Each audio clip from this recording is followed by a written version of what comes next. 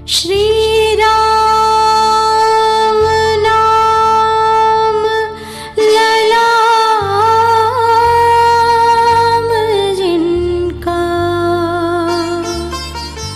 सर्व मंगल धाम है।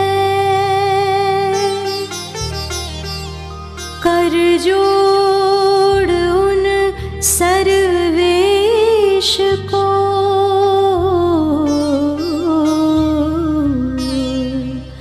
श्रद्धा सौ प्रेम प्रणाम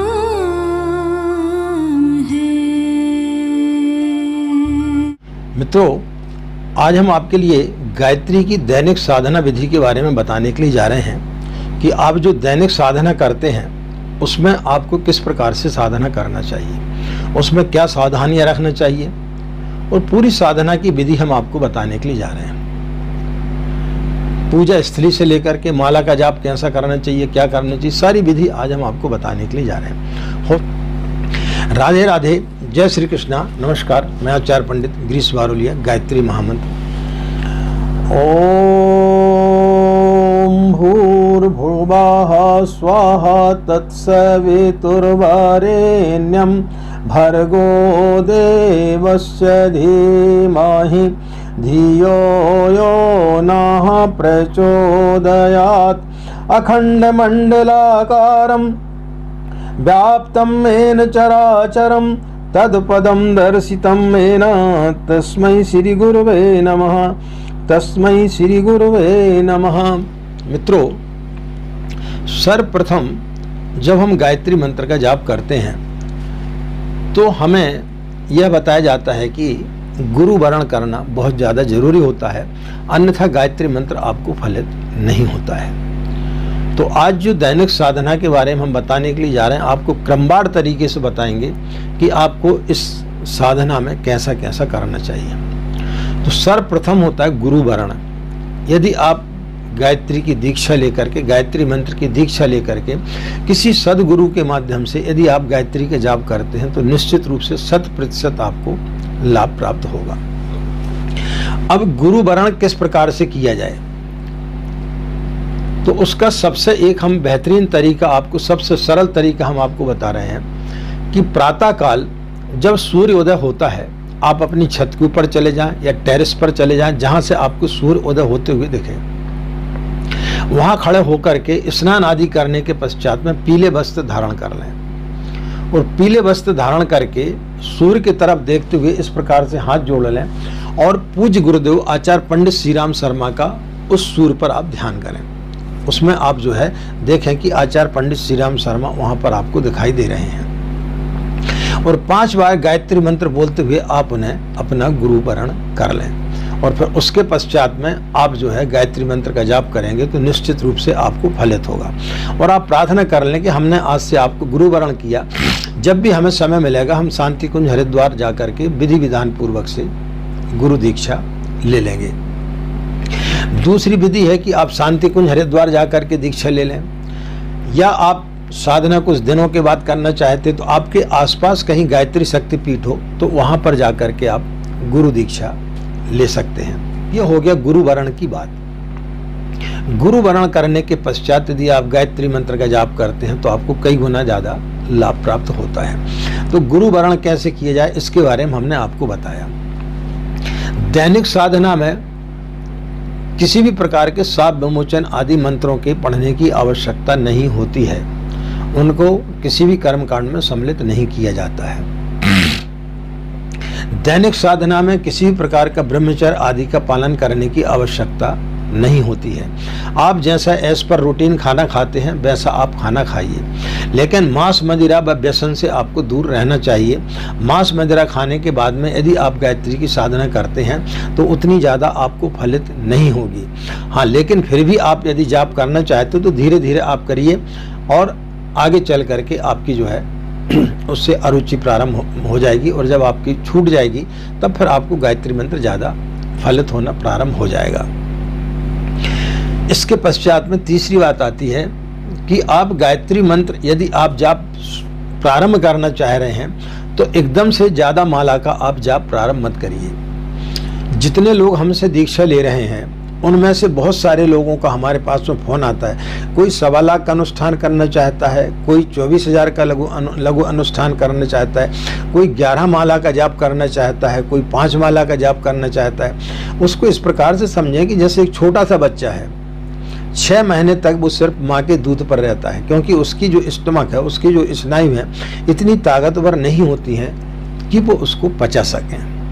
इसलिए 6 महीने के पश्चात में उसको पहले हल्का पेय द्रव्य दिया जाता है, जैसे आपकी दाल का पानी है या कुछ पेयजल है, इस प्रकार की चीज़ें थोड़ी थोड़ी उसको दी जाती हैं और फिर धीरे धीरे उसको भोजन प्रारंभ किया जाता है। एकदम से यदि आप उसको भोजन दे देंगे तो उसका पेट जो है वो खराब हो जाएगा। इसी प्रकार से साधना की चीज़ होती है कि जब आपने दीक्षा ली और आपको गायत्री मंत्र जपने का किसी प्रकार का कोई भी अनुभव नहीं है। एक तो क्या है कि गायत्री मंत्र बड़ा होता है, इसको जब व्यक्ति जपता है शुरू में तो कोई बोलता है हमको 1 घंटा लग जाता है, कोई बोलता है आधा घंटा लगता है, कोई बोलता है 15 मिनट लगता है। अब इतना समय यदि आपको लगता है और फिर इसके बाद यदि आप 27 माला प्रतिदिन आप जाप करते या 11 माला प्रतिदिन आप जाप करते तो आपको 4-5 घंटा इसी में चला जाएगा। और गायत्री मंत्र जपने में आदमी बहुत ज़्यादा थक जाता है। तब फिर क्या होगा कि आपका कभी सिर दर्द करेगा, कभी आपकी आंखें दर्द करेंगी, कभी आपको बेचैनी होगी, कभी आपको झुंझलाहट आएगी। फिर आप फ़ोन करके बोलते हैं कि आचार्य जी अब हम पूजा कर रहे हैं तो हमको इस प्रकार की समस्याएं खड़ी हो रही हैं। तो जो आपकी गलती के कारण से खड़ी होना वो स्वाभाविक है। इसलिए आपको 1 माला से आपको प्रारंभ करना चाहिए। जब आपकी स्पीड बढ़ने लगे 1 माला से फिर 3 माला पे करें, और जब आपकी धीरे धीरे स्पीड बढ़ने लगे तब फिर आप 5 माला पे जाएं, फिर 9 माला पे जाएं, फिर 11 माला पे जाएं, और फिर जो है आप अश्विन नवरात्रि या चैत्र नवरात्रि में एक लघु अनुष्ठान करें। अनुष्ठान की क्या उसमें नियम शर्त रहती वो हम किसी अन्य वीडियो में बताएंगे। इसके पहले भी हमने वीडियो डाले हुए उसमें सारी चीज़ें बताई हुई हैं। तो अनुष्ठान में बहुत सारे नियम कानून कायदे रहते हैं जिनका कि हमें पालन करना अनिवार्य होता है, तभी वो अनुष्ठान आपका सफल होता है। तो इन सब चीज़ों का पहले आपको ध्यान रखना चाहिए। इसलिए साधना 1 माला से आपको प्रारंभ करना चाहिए, उससे आगे आपको एकदम से प्रारंभ नहीं करना चाहिए। अब साधना आपको कहाँ पे करना चाहिए? आपके घर के ईशान या पूरब जो कोण है, ईशान कोण या पूरब दिशा में आपको अपना मंदिर स्थापित करना चाहिए। मंदिर आपका छोटा होना चाहिए जिसमें पूज्य गुरुदेव गायत्री माता का चित्र होना चाहिए। ज़्यादा भगवान आपको उसमें नहीं रखना चाहिए। ज़्यादा भगवान रखने से आदमी का दिमाग कंफ्यूज होता है। कई लोगों के फ़ोन आते हैं कि आचार्य जी हम गणेश जी का भी मंत्र जाप कर लें क्या, नवग्रह का भी जाप कर लें क्या, महामृत्युंजय मंत्र का भी जाप कर लें, लक्ष्मी जी का भी जाप कर लें। तो फिर आदमी जो है जिस साधना के लिए बैठा उस साधना में वो सही तरीके से उसका मन नहीं लग पाता है। इसलिए जब आप गायत्री की साधना कर रहे हैं तो आप ज़्यादा भगवान उसमें ना रखें। कांच की या लेमिनेशन वाली जो है आप फोटो रखें। और आपके घर में यदि जगह की कमी है, कई फ्लैटों में जो लोग रहते हैं इस बड़े बड़े शहरों में उनके पास में जगह की कमी रहती, तो अपने टेरेस को साफ कर लें और टेरेस में जा कर के आप बैठ कर के भी पूजन कर सकते हैं। या आपके घर में छत है तो छत को साफ करें, शाम के समय उसको साफ कर लिया करें और फिर जा कर के आप वहाँ बैठ कर के पूजन करें। तो ये होगी आपकी पूजा स्थली। पूजा स्थली को एकदम साफ सुथरा रहना चाहिए। पूजा स्थली में किसी भी प्रकार की कोई भी गंदगी नहीं होना चाहिए। जब आप पूजा करने बैठते हैं तो आपको एक कलश और एक दीपक आपको जलाना चाहिए। दीपक आप जो है पीतल का एक आता है जिसमें ढक्कन रहता है, हम उसका यहाँ पर चित्र दे देंगे, तो उसको भी आप ले सकते हो। उसमें क्या है कि यदि आपका पंखा चलता रहेगा, गर्मी के दिनों में आप करते हैं तो उसके बुझने की संभावना बिल्कुल नहीं रहती है। तो उसके ढक्कन से आप उसमें रख करके आप उसको दीपक को आप जला सकते हैं। सामग्री में आपको चंदन रखना चाहिए। एक पात्र आता है छोटा सा जिसको पंचपात्र बोलते हैं। कई लोगों को पंचपात्र के बारे में मालूम नहीं रहता। छोटा सा एक पात्र रहता है, उसमें एक चम्मच रहती है। तो तांबे कांसे का या तांबे का जो लोटा और तांबे का ही वो पात्र रहता है, उसमें एक चम्मच रखी रहती है। उसमें जल भर करके आपके कर्म कांड के लिए वो काम आती है।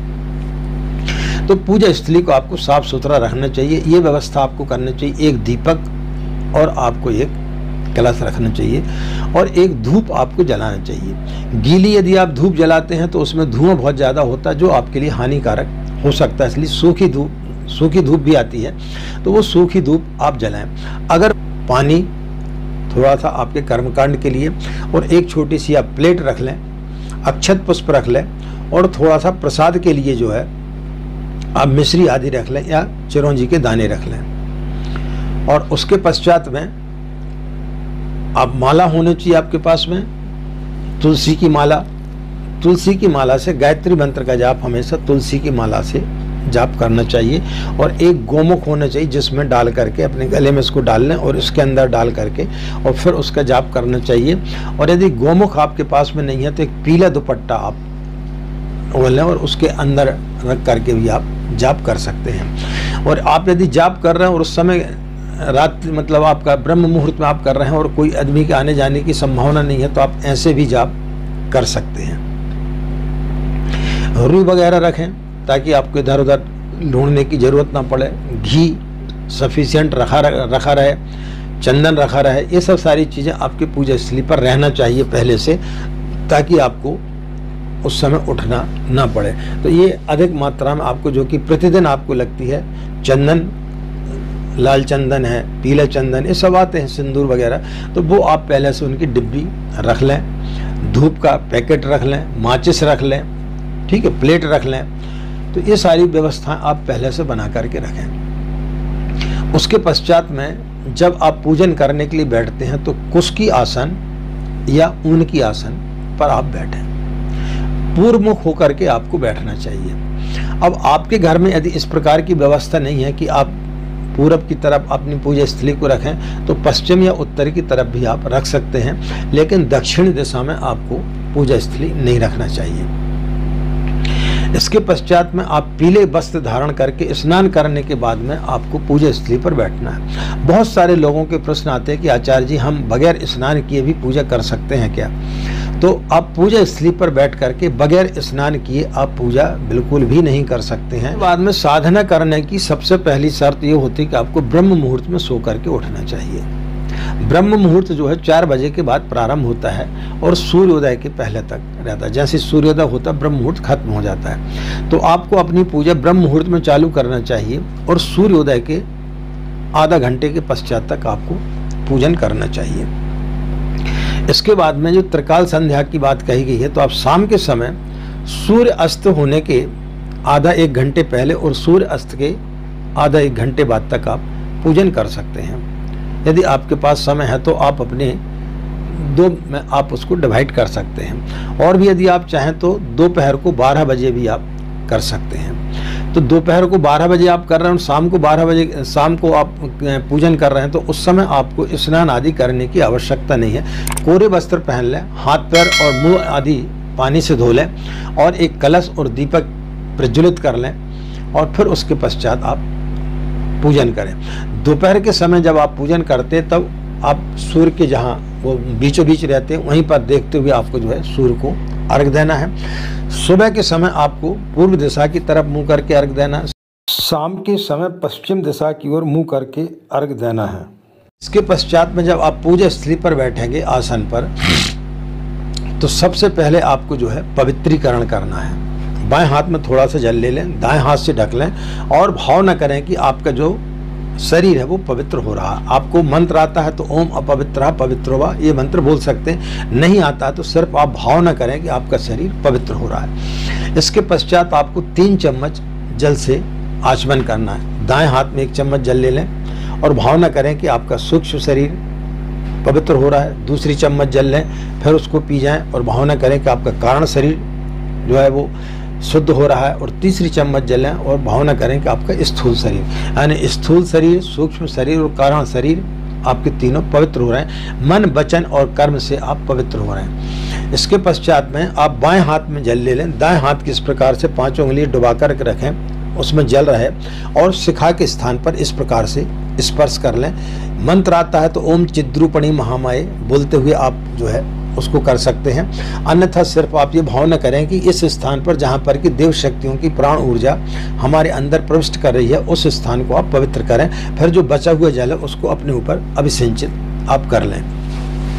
इसके पश्चात में प्राणायाम की विधि आती है। तो प्राणायाम को आपको कम से कम 10 बार करना चाहिए। उससे क्या होगा कि आपके अंदर जो कुविचार आते हैं वो आपके खत्म हो जाएंगे। तो उसके लिए आपको क्या काम करना है, कमर सीधी करके बैठ जाना, बाईं हथेली नीचे दाईं हथेली ऊपर करके आप श्वास को रोकें छोड़ें। तो एक बार हम आपको करके बता देते हैं।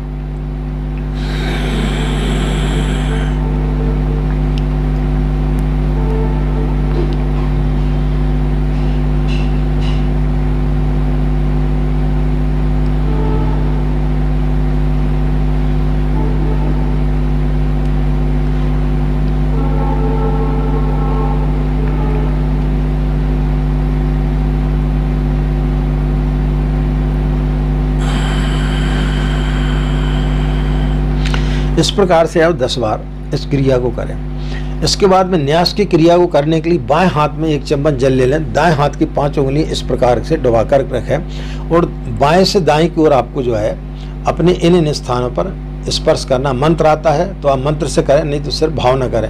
मुंह में इस प्रकार से लगाएं, नाक के छिद्रों में लगाएं, आँखों के पलकों पर लगाएं, कान में लगाएं, दोनों भुजाओं में लगाएं और दोनों जंघों में लगाएं और शेष जल को अपने ऊपर अभिसिंचित कर लें। इसके पश्चात पृथ्वी माता की पूजन करें। दाएं हाथ से पृथ्वी माता को स्पर्श कर लें, मंत्र बोलें और मंत्र यदि नहीं आता, ओम पृथ्वी तो धरता लोक, यदि मंत्र नहीं आता है तो 1 चम्मच जल छोड़ दें, अक्षत पुष्प छोड़ करके उनको प्रणाम कर लें। इसके पश्चात कलश का पूजन कर दें, 1 चम्मच जल से उसको अर्घ दे दें, चंदन लगा दें, अक्षत पुष्प छोड़ दें और इसी प्रकार से दीपक का पूजन कर दें। 1 चम्मच जल से अर्घ दे दें, अक्षत पुष्प छोड़ करके चंदन लगा दें। इतना करने के पश्चात में जो फोटो आपके पास में, जो प्रतिमा आपके पास में रखी हुई है उसको उठाएं, उसमें जो है थोड़ा सा जल छिड़क करके एक नैपकिन रख लें साफ, उसमें उससे साफ कर दें और चंदन इत्यादि उसमें आप लगा दें और गुरु आवाहन करें। ओम गुरुर्ब्रह्मा गुरुर्विष्णु, गुरु आवाहन करें, गायत्री माता का आवाहन करें और यदि आपको मंत्र नहीं आते हैं तो ओम सिद्धि बुद्धि सहायता श्रीमन महागणाधिपत्य नमः, ओम लक्ष्मी नारायणाभ्य नमः, इस प्रकार से मंत्र पढ़ सकते हो। और कुछ भी यदि आपको नहीं आता है तो सिर्फ आप भावना करें, दोनों हाथ जोड़ लें और भावना करें कि हे देव शक्तियों, आप हमारी पूजा स्थली पर आकर के हमें आशीर्वाद प्रदान करें और हमारी साधना को आप सफल बनाने में हमें हमारा मार्गदर्शन करें। आप यहाँ पर आकर के विराजमान हो जाएं। तो इतनी सी आपको आपको वो करना है। इसके पश्चात फिर आपको का जाप प्रारंभ करना है। तो पहले आप 1 माला का जाप प्रारंभ करें और उसके पश्चात धीरे धीरे फिर आप 3 माला पर ले जाएं। तो ये गोमुख आता है, इसको इस प्रकार से गले में डाल लें और इसमें ये जगह रहती है, इसको माला का ये जो है सुमेरु होता है, इसका उल्लंघन हमें नहीं करना चाहिए। इसको इस प्रकार से डाल करके इसमें इन 3 उंगलियों का, 1 अंगूठे का और 2 उंगलियों का उपयोग होता है। ये छोटी उंगली और तर्जनी उंगली, कनिष्ठ का और तर्जनी उंगली का इसमें उपयोग नहीं किया जाता है। मध्यमा उंगली में इसको रखा जाता है, अनामिका उंगली में इसको रखा जाता है, मध्यमा उंगली और अंगूठे से इसको पोरू को आपको सरकाया जाता है, इनको मनकों को सरकाया जाता है। और जब आप पूरा जब हो जाता है, यहाँ पर ख़त्म हो जाता है, तब इसका उल्लंघन नहीं करते, इसको इस प्रकार से करके और फिर इसको ऐसा पलट देना चाहिए। जैसे ये आपकी माला यहाँ पर ख़त्म हुई, इसको ये वाली उंगली से करके इसको ऐसा पलट करके और फिर वहीं से प्रारंभ करना चाहिए। इस चीज़ का आपको ध्यान करना चाहिए। लगातार आपको नहीं करना चाहिए, यहाँ ख़त्म हुआ और फिर सीधा यहाँ से चालू कर दे, ऐसा नहीं, इसका उल्लंघन नहीं करना चाहिए। यहाँ जैसे ही ख़त्म होता है इसको इस प्रकार से ऐसा पलटा लें और फिर इसके बाद में इस प्रकार से आप 3 माला का या 1 माला का पहले जाप प्रारंभ करें और उसके पश्चात जब आपकी माला समाप्त हो जाती है तो उसके पश्चात में जो है आप क्षमा प्रार्थना कर लें कि हे भगवान, हमसे किसी प्रकार की कोई भी गलती हो गई, वो यदि आपको मंत्र आता, मंत्रहीनम क्रियाहीनम भक्तिहीनम सुरेश्वर, या फिर आपको मंत्र नहीं आता है तो सिर्फ आप भावना करें कि पूजा करते समय हमसे किसी भी प्रकार की कोई भी त्रुटि रह गई होगी। हमें ना तो मंत्र आता है, ना आपकी पूजा की विधि आती है, ना हमारे पास में कोई इस प्रकार की सामग्री है जिससे कि हम आपका सेवा अर्चना कर सकें। तो किसी भी प्रकार की कोई भी यदि पूजा में त्रुटि रह गई हो तो उसके लिए आप क्षमा करें। इसके पश्चात में एक दीपक ले लें मिट्टी का, जिसको आप परमानेंट वहीं पर रख रहे हैं। एक प्लेट में 2 दीपक रख लें, एक दीपक में 2 कपूर की टिकिया रख लें और एक दीपक में छोटी सी बाती बना करके घी की, और उसके बाद उसको जला करके छोटी सी आरती बैठे बैठे भी आप कर सकते हैं, और कपूर आप जला दें और घंटी आप बजा दें। उसके पश्चात में जो जल है कलश का, उसका थोड़ा सा लेकर के फूल से अपने आसन के नीचे डाल दें। ये चीज़ आप भूलें ना, क्योंकि आसन के नीचे आपको जो है थोड़ा सा जल डाल देना चाहिए। नहीं तो ऐसा माना जाता है कि जो आपकी जो शक्ति है, जो आपकी ऊर्जा आपने प्राप्त की, वो इंद्र देवता को प्राप्त हो जाती है। आसन इसलिए बचाना चाहिए ताकि आपका जो है, चूँकि पृथ्वी पर चुंबकत्व होता है, तो आपकी जो शक्ति है वो उसके अंदर न जाए, इसलिए आपको आसन पर बैठना चाहिए। कुशकी आसन या ऊन की आसन पर आपको बैठना चाहिए। पीले वस्त्र पहन करके बैठना चाहिए, हल्के वस्त्र पहनना चाहिए। माताओं बहनों को पीली साड़ी पहन करके बैठना चाहिए। सूट सलवार आदि पहन करके नहीं बैठना चाहिए, जिससे कि ज़्यादा देर तक यदि आप बैठते हैं तो आपको तकलीफ ना हो। इसी प्रकार से पुरुषों को जो है धोती पहनना चाहिए, और ऊपर यदि आपको कुछ नहीं पहनना तो आप बनियान पहन लें, ऊपर एक पीला दुपट्टा डाल लें। ठंड के समय पर आप जो है कंबल या शाल ओढ़ सकते हैं ठंड से बचने के लिए। ज़्यादा गर्मी है तो फिर आप ऊपर बनियान पहन लें, नीचे जो है आप धोती पहन लें। हल्के वस्त्र पहन करके यदि आप बैठेंगे तो आपका पूजा करने में आपका मन लगेगा।